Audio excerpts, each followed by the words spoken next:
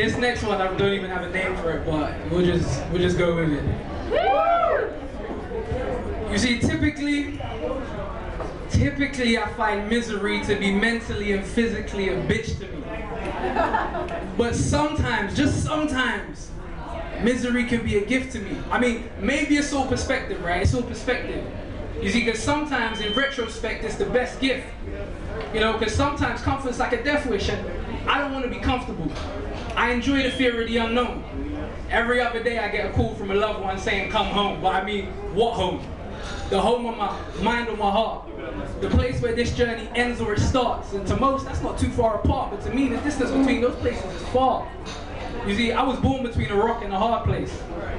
And I hate crabs in a barrel syndrome, but if you pile us all on top of each other, it's inevitable. We barely have any yard space.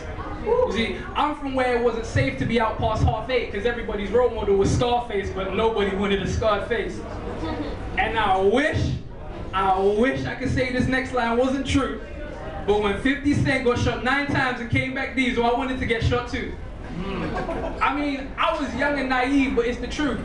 Plus, this was round about the same time I thought girls didn't poop. You know, that's understandable. It's understandable. I mean, man, I miss those young days. Well, you know, I'm still young, so I mean those younger days, you know, back when we would have fun for days, and you know, back then everything was spontaneous, but now everything just seems a bit more caged, you know. Back then you would go outside, you wouldn't care where life would take you. You wouldn't care less, but you wasn't careless. But now unless there's a plan, you're not even involved. If you don't see an itinerary of where you're going and how you're getting there, you don't even want to go. I mean, everything's a routine now. Like, what happened to the fun in you? When was the last time you did something new? Something wild, something crazy? You know, when was the last time you felt butterflies? When was the last time something moved you so much it made you want to cry? You know? You! When was the last time something moved you so much it made you want to cry? To those who those memories aren't that far back, I salute you. But to those whose memories are vacant, I hope this poem moves you, and after this you choose to put down the phone and turn off the Bluetooth and really live the life that you choose to. You see, my mother, I remember she used to tell me, she used to say, go outside, go climb trees, go be a real kid. Go scrape your knee, we've got band-aids, pain is something you have to deal with. And I know, although I said I was born between a rock and a hard place, and I made my environment sound like a wild hood, despite all that negativity, I still had the greatest childhood. You know, I'm talking climbing trees, playing hide and seek, you know, playing mums and dads and tongue-in-cheeks. I mean, like tongues and cheeks and stuff, but, you know. I mean, I remember my first crush, like, she really broke a piece of me.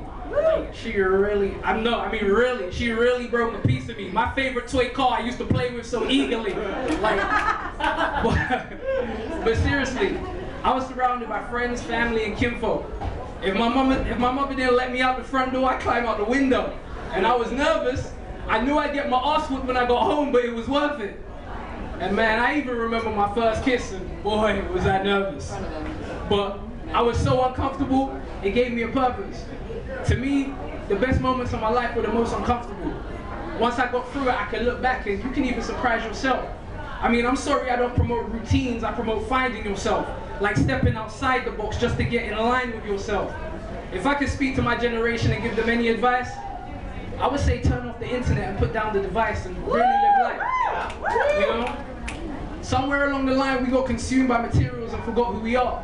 We go out to socialize and still spend most of our time on phones, even at bars.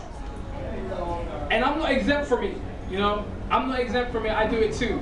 It's just part of the game.